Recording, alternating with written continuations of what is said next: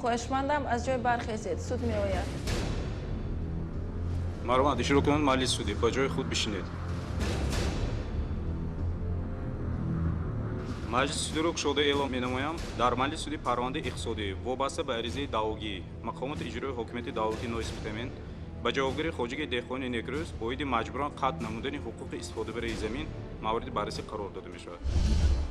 رئیس کننده خوجه‌زاده فاروق، کاتب مجلس سودی نادیرزاده مطلوبه، نماینده دعواگر جبارزاده هلال‌الدین، نماینده جوابگر منتظرزاده جعفر، اکسپرت سیدالله پیرو، شاهدان بابازاده دلاور و عیسازاده اسکندر.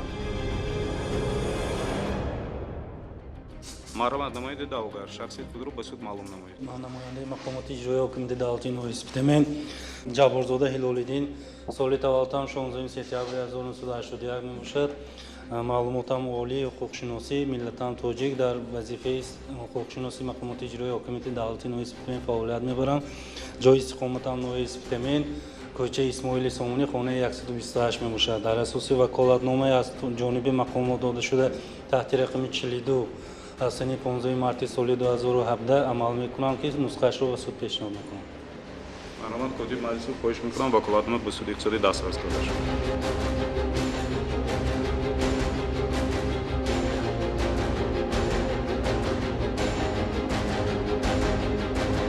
وکالتنامه به موضوع پرونده همراه کرده می شود. مرحمت نماینده دعواگر به جای خود بشینید. نماینده جوابگر شخصیت خود را به سود معلوم نمایید. محترم سود، من نماینده جوابگر منتصرزاده جعفر سردار خواجگی دهقانی نکروز نوسپیتمن ملتم تاجیک زاده نوسپیتمن سال تولدم 24 январи 1989 معلوماتم میانه مخصوص در سراغ ناحیه اسپیتمن جماعت استقلال دهه سریسنگ خانه 32 استقامت میکنم. در اساس قرار مجلس عمومی سهامداران خواجگی از سال 2015 به وظیفه مذکور تعیین گردیدم که نسخه آن را به سود پیشنهاد می‌نمایم. قرار به سود پیشنهاد کرده شد.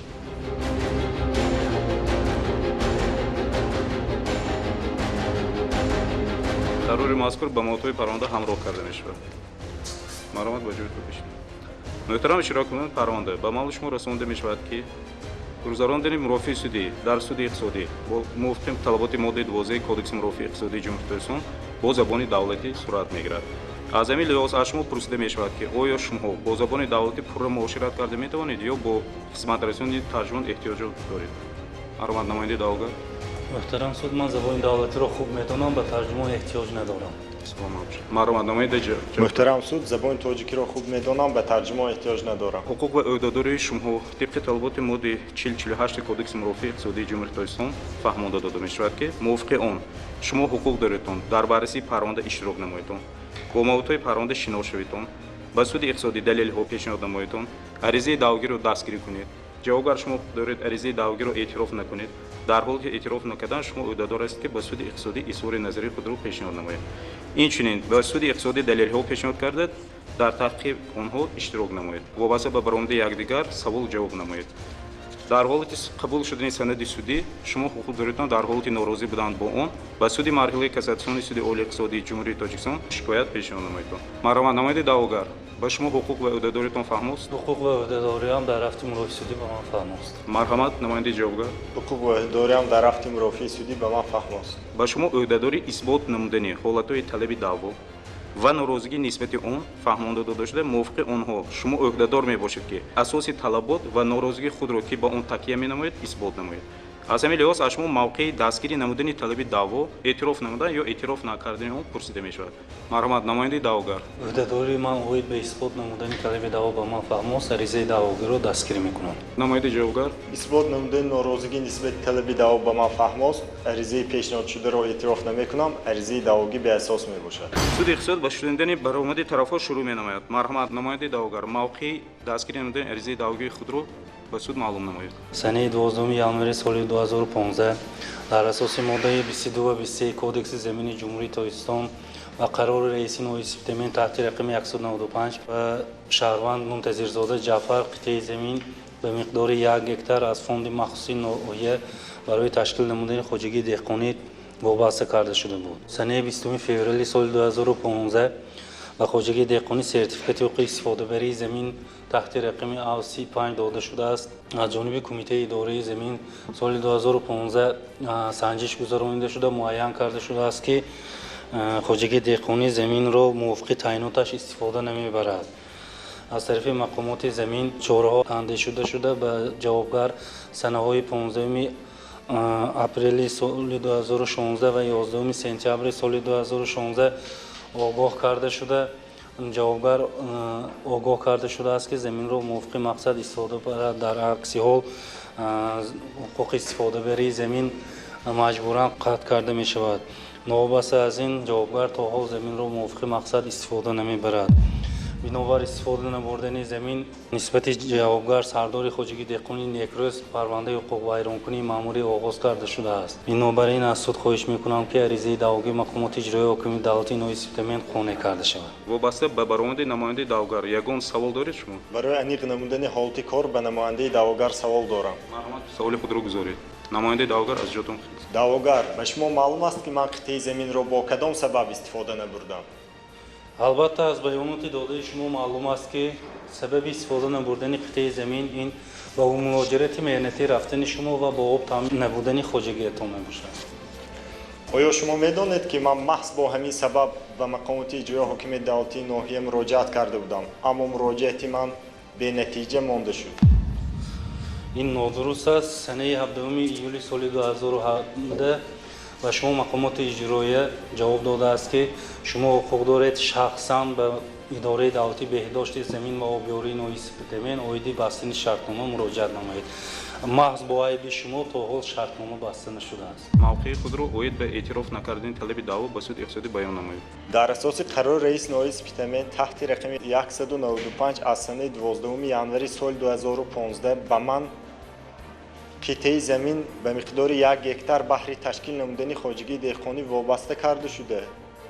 با سند اویدی انتخاب و معین نمودن قطعه زمین از طرح 101 جماعت استقلال زمین وابسته کرده شد. اینچنین سنه 20 فوریه سال 2015 از طرف کمیته اداره زمین به من سرتیفیکت حقوق استفاده بری زمینی درجه A35 سپرده شد که محض همین حجت اثبات آن می باشد که من استفاده برنده اولین درجه قطعه زمین می باشم. اما مقامات اجرایی حاکمیت دولتی قطعه زمین من را با آب تامین نکرد از دوره تشکیل شده‌اش. همین عمل سبب گردید که من به فدراسیون روسیه سفر نمایم. از آنجا من با مقصد آغاز نمودن فعالیت خواجگیداری بازپس به تاجیکستان برگشتم. در وقتی برگشتم به من معلوم گردید که عین حال مقامات اجرایی تلاش مجبوراً قطع نمودن حقوق استفاده بری زمین من را دارد و تا حال قطعه زمینم را با آب تامین نکرده است. محض عیب مقامات اجرایی و اداره آب می باشد که قطعه زمین من تا حال با آب تامین نیست. از همین لحاظ محترم سود از شما خواهش می‌نمایم که عریضه دعوی بنابر بی‌اساس و غیر قانونی بودنش رد کرده شود. به مهاجرت مهنتی به فدراسیون روسیه رفته، از آنجا کی به تاجیکستان برگشته؟ من سال 2015 به فدراسیون روسیه رفته، سال 2016 از آنجا بازپس برگشتم. مجاوبگر به شما چند مراتب آگاهینامه دسترس کرده شده است؟ از گفته‌های شما برمیاد که به من 2 مراتب آگاهنامه دسترس گردیده است. اما این طور نیست، به من عموما آگاهنامه دسترس نگردیده است. این نادرست است محترم سود. اگر آگاهینامه به شما دسترس نشده باشد، در نسخه آن امضای شما از کجا گذاشته شده است؟ و باز به ما گویید که برای چی نسبت شما پرونده حقوق ویرانکنی ماموری ترتیب داده شده است؟ ممکن من در آن آگاهنامه امضا کرده باشم، اما من همان وقت نمی‌دانستم که در کدام حجت امضای خود را می‌گذارم.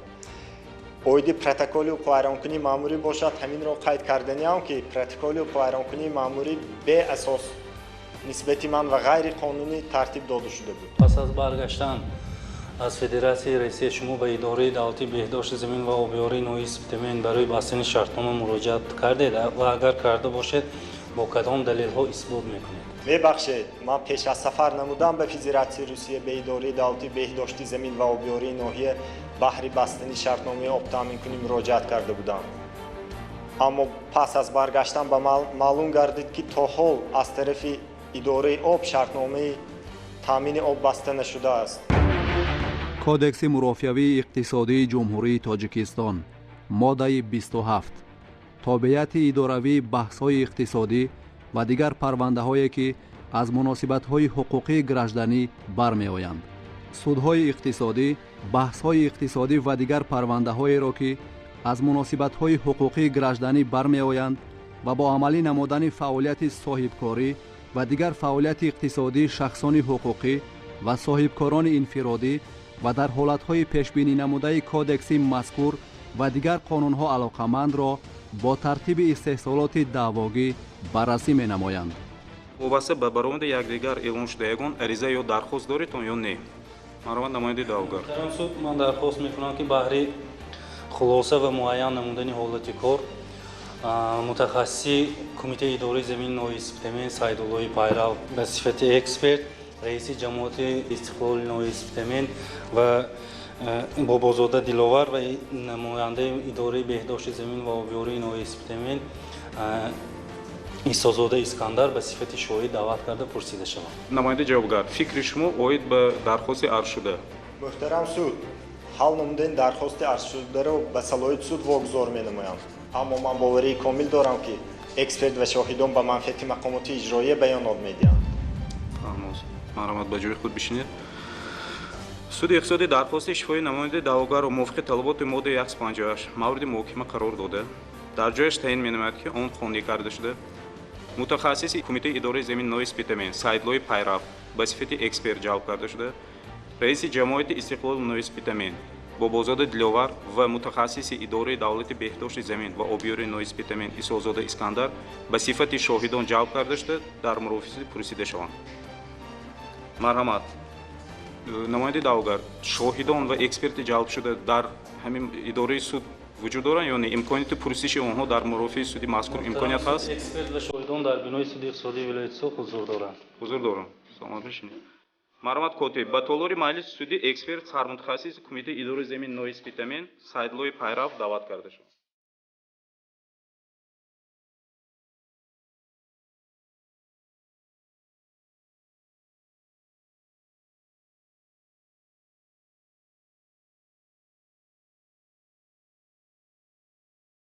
шахсияти худро ба суд маълум намоед. муҳтарам суд, ман Сайдуллои Пайрав Ҳасанзода, сол таваллудам 9 ноябри соли 1991, зодаи шаҳри Исфара, миллат тоҷик, маълумот олӣ, ҷои кор сармутахассиси кумитаи идораи замини ноисбитамин, ҷои истиқомат ноисбитамин, кӯчаи Рӯдакӣ, хонаи 56. ба паррондаи мазкур ба сифати эксперт дар асоси дархости намояндаи мақомоти иҷрои ҳокими давлати ноисбитамин ҷалб карда шуда, шумо бо моддаи 351, 352 Кодекси ҷинояти ҷумҳурии Тоҷикистон оиди ба ҷавобгарии ҷинояти кашидан дар ҳолати додани хулосаи ғалат ё саркашӣ намудан аз додани хулоса огоҳ карда мешавад ва дастхати шумо гирифта мешавад.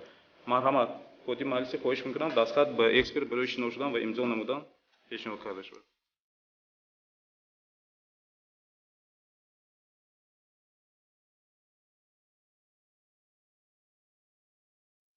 муҳтарам суд, муҳити моддаи 351-352 Кодекси ҷинояти ҷумҳурии Тоҷикистон ба ман фаҳмост, оиди он имзои худро ба дастхат мегузорам. марҳамат, котиби маҷлисӣ, хоҳиш мекунам дастхат ба протоколи маҷлисӣ ҳамроҳ карда шавад.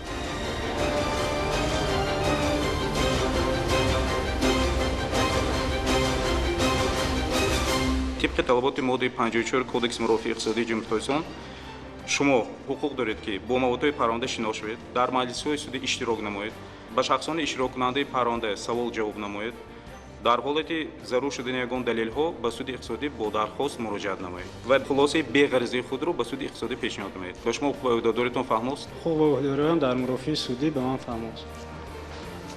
марҳамат, намояндаи даъвогар, кадом ҳолатҳои корро шумо аз эксперт бо хулосаи он муайян кардед? муҳтарам суд, эксперти даъватшуда оид ба ҷудо намудани қитъаи замин, самарнок истифода набурдани он аз ҷониби хоҷагии деҳқонӣ ва андешидани чораҳои зарурӣ хулосаи худро пешниҳод мекунад. марҳамат, эксперт хулосаи худро ба суди иқтисодӣ баён намоед.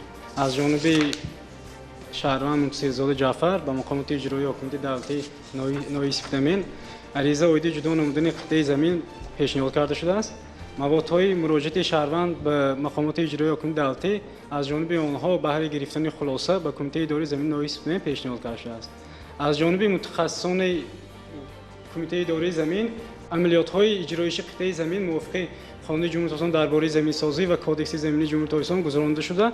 خلاصه کمیته اداره زمین عهده وابسته نمودن قطعه زمین برای تشکیل خواجگی دهقانی به مقامات اجرایی حاکم دولتی ناحیه سپتامبر پیشنهاد کرده شده است. بعداً از جانب رئیس ناحیه سپتامبر قرار تحت رقم 195 از 12 ژانویه سال 2015 قبول کرده شده و خواجگی دهقانی نیکروز قطعه زمین برای تشکیل خواجگی دهقانی وابسته کرده شده است.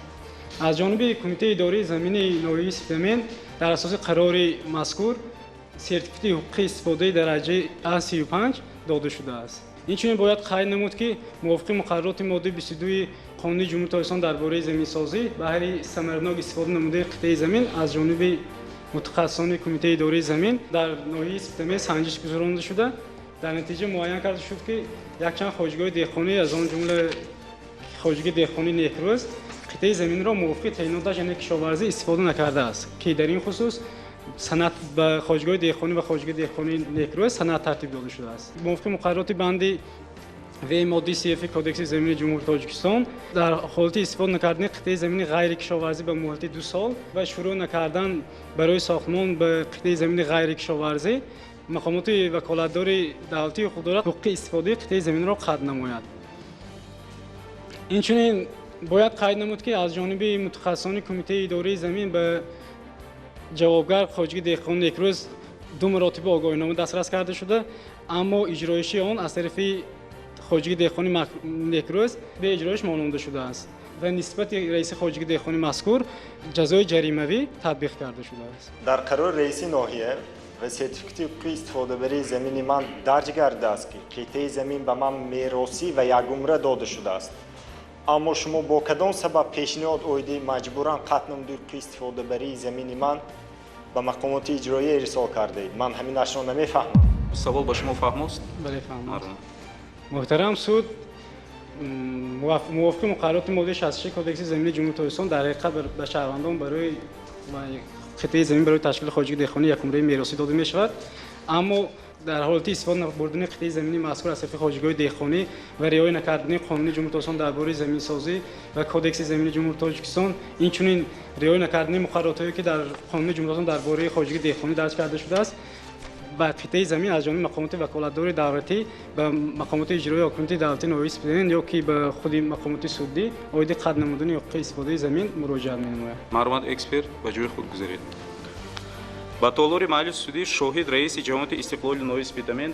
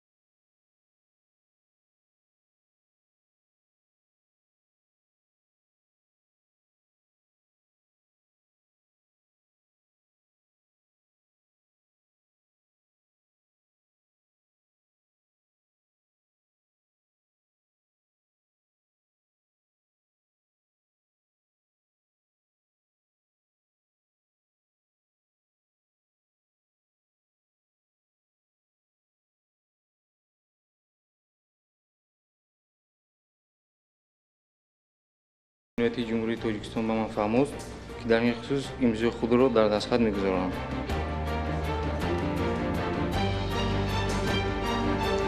خود مجلس سودی خواهش میکنم دستخط به پروتکل مجلس سودی همراه کرده شود. شما عهدهدار هستید که به سوال‌های سود اقتصادی و شخصان اشتراک کننده پرونده جواب داده در بررسی پرونده اشتراک نمایید. مرحمت شاید وابسته به حالت‌های برای بررسی پرونده اهمیت داشته نشانداد خود را بیان نمایید. در اساس موادهای جمع آورده شده جماعت معلوم کرده شد که در اساس قرار رئیس ناحیه سپتامبر تحت رقم 195 از 12 ژانویه سال 2015 سال در حقیقت به منتصرزاده جعفر قطعه زمین به مقدار 1 هکتار از زمین ذخیروی از فوند مخصوص نوحوی برای تشکیل نمودن خواجگی دهقانی نیکروز وابسته کرده شده است که حالت مذکور در کتاب به قیدگیری قطعه زمینی جماعت درج گردیده است. мувофиқи китоби ба қайдгирии тарҳҳои замини ҷамоат қитъаи замин ба миқдори 1 гектар аз тарҳи 101 ҷамоати истиқлол ба хоҷагии деҳқонии мазкур вобаста карда шудааст. Аз тарафи Кумитаи идораи замини ноҳияи Сифтамин бо иштироки намояндагони ҷамоат баҳри риёяи санҷиши истифодаи самаранокии қитъаи замин гузаронида шуда, маълум карда шуд, ки хоҷагии деҳқонии ҷавобгар қитъаи замини вобасташударо мувофиқи таъйиноташ истифода намебарад, ки тартиб дода шуда огоҳинамо барои иҷро кардани ҳолати мазкур ба хоҷагии деҳқонӣ пешниҳод карда шудааст. Бояд қайд намоям, ки дар ҳамин давра ба хоҷагии деҳқонии Некрӯз 2 маротиба огоҳинамоҳо пешниҳод карда шуда, намояндаи ҷавобгар огоҳ карда шудааст, ки дар ҳолати истифода набурдани қитъаи замин маҳкумоти ваколатдор оид ба ҳуқуқи замин ҳуқуқ дорад ба суд бо аризаи даъвогӣ дар бораи маҷбуран қатъ намудани ҳуқуқи истифодагарии замин муроҷиат намояд. оид ба муҳоҷирати меҳнатӣ рафтани ҷавобгар хабар доштед? Хабардор будам ва маълумотномаи хаттӣ пешниҳод намудам. огоҳномо кай ба ман дастрас гардидааст? огоҳиномаҳои Кумитаи идораи замин дар ҳузури намояндагони ҷамоат пас аз баргаштани намояндаи ҷавобгар аз муҳоҷирати меҳнатӣ дастрас карда шуда, ҳамин тавр низ огоҳиномаи дуюм шахсан ба худи Мунтасирзода Ҷаъфар дастрас гардида имзои ӯ низ гирифта шудааст. бинобар иҷро накардани огоҳиномаҳои пешниҳод шуда аз тарафи мутахассисони Кумитаи идораи замин дар ҳузури кормандони ҷамоати мазкур нисбати сардори хоҷагии деҳқонии Некрӯз Мунтасирзода Ҷаъфар протоколи ҳуқуқвайронкунии маъмурӣ тартиб дода шудааст. Маълумот шоҳид ба ҷои худ гузаред. кодекси замини ҷумҳурии Тоҷикистон моддаи 37 асосҳои қатъ гардидани ҳуқуқи истифодаи қитъаи замин. ҳуқуқи истифодаи замин ё як қисми он дар ҳолатҳои зерин қатъ мегардад. даст кашидан аз қитъаи замин ба таври хатӣ, ки аз тарафи заминистифодабарандагон имзо шудааст. қатъ гардидани фаъолияти заминистифодабарандагон, истифода набурдани қитъаи замин барои эҳтиёҷоти кишоварзӣ дар давоми 2 сол ва шурӯъ накардан ба сохтмон дар замини барои эҳтиёҷоти ғайрикишоварзӣ додашуда дар давоми 3 сол. ғайри таъйиноти мақсаднок истифода бурдани қитъаи замин, ки дар ҳуҷҷати тасдиқкунандаи ҳуқуқи истифодаи замин нишон дода шудааст. истифодаи қитъаи замин бо усулҳое, ки боиси паст шудани ҳосилхезии замин, заҳролудшавии он бо маводи кимиёвӣ, радиоактивӣ ва дигар мавод ва боиси бад шудани вазъи экологӣ мегардад, ба охир расидани муҳлати истифодаи қитъаи замин. ба толори маҷлиси судӣ шоҳид Исозода Искандар, мутахассиси идораи давлати беҳдошти замин ва обёрии ноҳияи Сифтамин даъват карда шуд.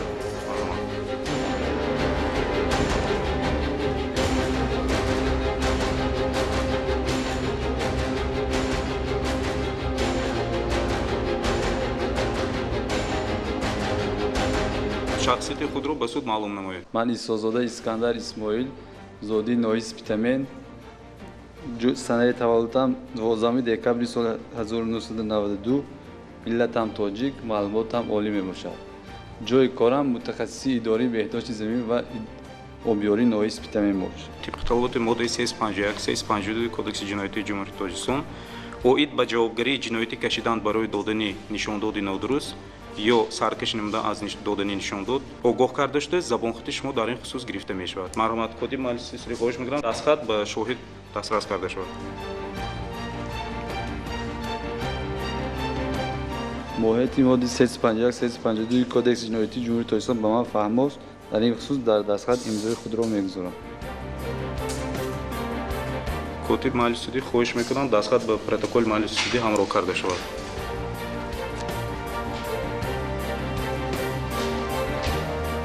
мувофиқи муқаррароти моддаи 55 кодекси мурофиаи иқтисодии ҷумҳурии Тоҷикистон, шумо ӯҳдадор ҳастед, ки бо даъвати суди иқтисодӣ ҳозир шавед, вобаста ба моҳияти парвандаи баррасишаванда маълумот диҳед, ба саволҳои суди иқтисодӣ ва иштироккунандаи парванда ҷавоб диҳед. ӯҳдадориятон фаҳмост?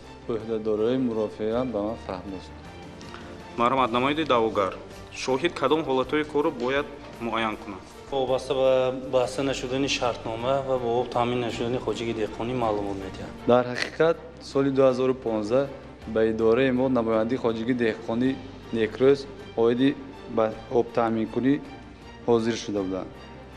намояндии ҷавобгар шахсан аз ҷониби ман қабул карда шуда, ба он лоиҳаи шартномаи обтаъминкунӣ пешниҳод карда шуда буд. бинобар ҳозир нашудани намояндии ҷавобгар шартнома баста нашудааст.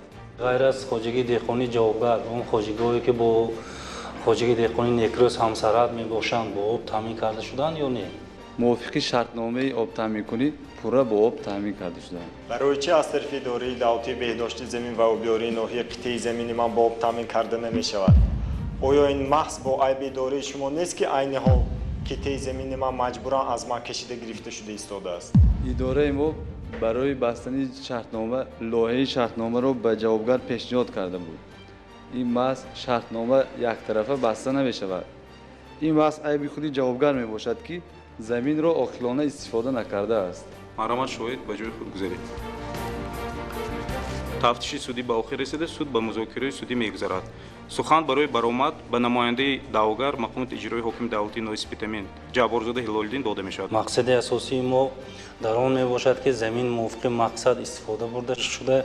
دیگر احتیاجمندانی که حقوق گرفتن زمین و تشکیل نمودن خواجگی دهقانی را دارند و آن را ثمراناک استفاده میبرند با آنها زمین دادن می باشد. همین حالتهای مذکور با دلیل‌های اعتراف شده، نشانداد شاهدان و خلاصه اکسپرت تصدیق خود را یافت. از همین لحاظ از سود خواهش میکنم که عریضه دعواگر مقامات اجرایی حاکم دولتی نویسپیتامین قانع کرده شده. حقوق استفاده برای زمین خواجگی دهقانی نکروس مجبوراً قطع کرده شده، زمین به فوند مخصوص ناحیه برگردانده شد. سخن برای برآمد به نماینده جوابگر خواجگی دهقانی نکروس داده می شود. از سبب به فدراسیون روسیه سفر نمودنم نتوانستم قطعه زمینی به من جدا شده را موافق تعییناتش زیاده از 2 سال استفاده برم. اما این محض با عیب خود مقامات اجرایی حاکم دولتی و اداره بهداشت زمین و آبیاری ناحیه می باشد که من قطعه زمین را استفاده بر نتوانستم. از دوره به من وابسته شدنش آن قطعه زمین با آب تامین نبود. عین حال در وقتی در سفر بودنم قطعه زمینی من را از آیان عائله‌ام نگاهبین می‌کردند.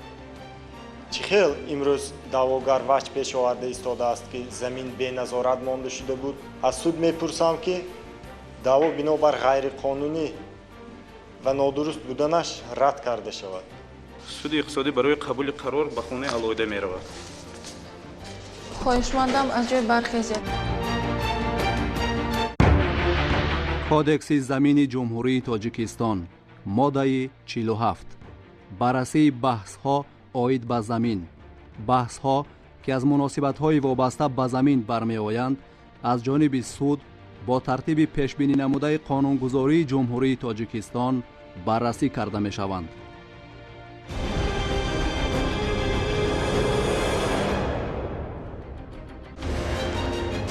خواهشمندم از جای برخیزید. سود از خانه علایده برمیگرده. قسم خلاصه حالنامه از نظام جمهوری تاجیکستان قبول شده اعلام کرده می شود.